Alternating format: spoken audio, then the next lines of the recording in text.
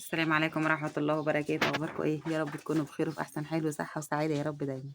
تعالوا كده النهاردة نشوف الأرانب بتاعتنا ونطمن عليها، وهوريكم الولدة الجديدة ما شاء الله. حجمها بقت قد إيه، العدد بتاعها كام.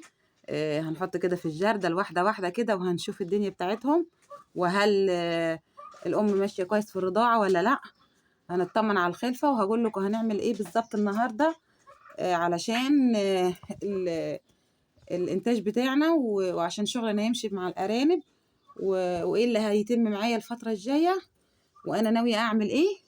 كل حاجه هتعرفوها النهارده في الفيديو باذن الله، في التفاصيل كلها. تابعوا معايا كده وخليكم ايه، نشوف خطوه بخطوه. بصوا انا في الاول كده انا حاطه ايه طبعا في الجنبين الارانب كلها. تمام، الارانب كلها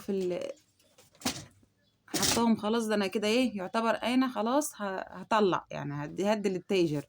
تمام، هحكي لكم بالظبط، بس تعالوا نشوف الخلفة الأول ونطمن عليها كده. خليكم معايا. أنا جبت جردل أهو، هنحط فيه الخلفة بتاعتنا هنا ونشوف ايه شكلها، ونشوف الوزن بتاعها ودنيتها ايه ماشية معانا ازاي.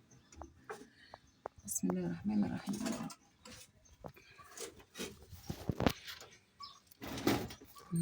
هي ايه الأم، شايفين أمهم؟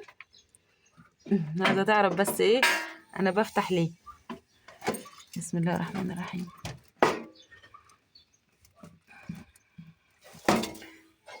هي أول مرة تولد، دي أول خلفة ليها. عايزة أشوف بس إيه وضع الخلفة بتاعتها، لأن هي على فكرة أنا معرفش لسه العدد لحد الآن، كنت بطمن كده بس من غير ما أعد.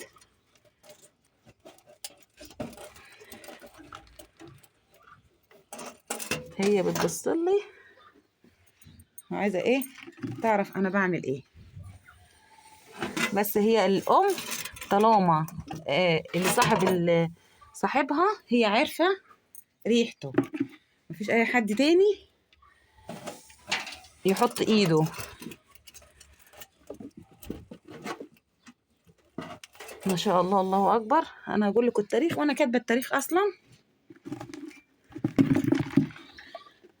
ما شاء الله، الله أكبر. استنى عشان هي بتبصلي.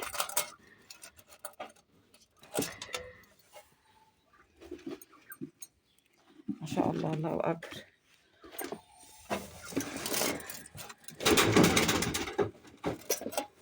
في على فكرة خلفة فيهم صغيرة.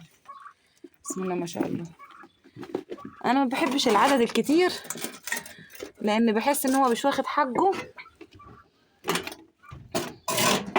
أنا هحاول إن أنا إيه أخبي لها بس كل مكان عشان إيه ما تجلكش بس على العيال.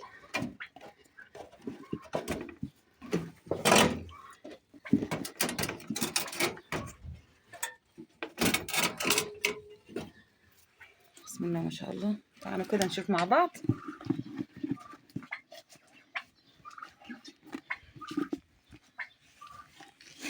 شوف بس ايه الوزن بتاعهم ودنيتهم ماشيه ازاي. فيهم صغير وفيهم كبير ما شاء الله. اما الاعداد بتاعتهم بسم الله ما شاء الله. 1 2 3 4 5 6 7. دي ضعيفة جدا، دي ضعيفة جدا.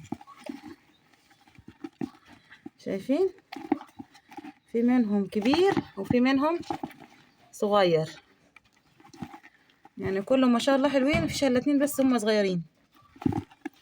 انا احطهم مكانهم عشان ايه ما تقلقش عليهم. خليكم معايا، احطهم مكانهم وارجع لكم تاني عشان الفيديو بس ما يطولش معانا. انا كده حطيتهم مكانهم. شايفين امهم قاعده قدام البيت بس لسه ما دخلتش تطمن عليهم. هتدخل دلوقتي وعشان تطمن على اولادها هم راحوا فين. بصوا يا جماعه، دلوقتي انا يعتبر كده انا خلاص يعني عندي الدورة ما شاء الله من كيلو ونص لطالع، يعني اقل من كيلو ونص ما بطلعش، من كيلو ونص لطالع ل2 كيلو ل2 كيلو ونص. هبتدي خلاص اطلع، التاجر جاي ياخدهم، وفي كده ايه كام زبونة عايزة مني بطلع لها من امبارح صراحة، يعني ايه بطلع منهم كده يعني لزبايني. ليه هطلع؟ لان انا خلاص يعتبر دول ايه ما شاء الله الوزن بتاعهم ظبط، وانا ما بحبش الارانب تكتر عندي. ليه؟ لان الفتره الجايه انا عايزه انزل في السلاكه دي هنا، يعني في البطاريه، بقيت البطاريه في الجنب ده هحضن كتاكيت، هحضن كتاكيت اذا كانت بيضه او اذا كانت بلدي للبيض. يبقى انا هخلي الجنب ده كده اذا كانت الام بعيالها، الامهات بعيالها، والجنب ده هحضن فيه كتاكيت لحد بس عمر ما يطلعوا كده خلاص يعني من التحضير. هبتدي ممكن ايه اطلعهم برضو في مكان تاني.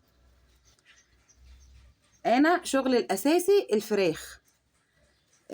يعني اقول لكم انا ما يعني هو كل واحد يعني بيحب حاجه معينه، يعني انا بحب ربايه الفراخ اكتر من الارانب. الارانب بحسها متعبه شويه في ان انا امسكها. حته الارانب دي هي مشروع حلو جدا واللي تبيله، بس انا ما بحبش ان انا اشتت تفكيري في كذا حاجه. انا شغلي الاساسي للطيور، بحب اربي البط، احب اربي الفراخ اذا كانت بلدي للبيض، اذا كانت اعمار، بحب اربي الفراخ البيضه.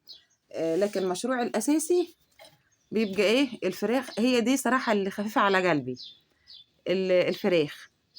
بالنسبه للكتاكيت خلاص يعني ايه احاول افضي لها مكان واطهر مكان البطاريه، مكان الارانب اطهره وانزل دفايه وابتدي احضن شويه كتاكيت كده بيضه على بلدي، على كام بطايه احضنهم في المكان ده.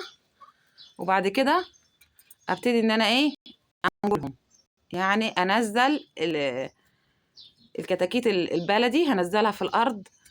البيضه ممكن اخليها هنا زي ما هي لحد اخر الدوره، لكن طالما خلصت من التحضين البلدي عمر مثلا كملت معايا عمر 15 يوم او 20 يوم، هبتدي انزلها من هنا اخليها بقى تكمل ايه دورتها في الارض. تمام. او في العشه التانية انا عامله لهم زي مكان كده بطلع فيه بعد التحضين.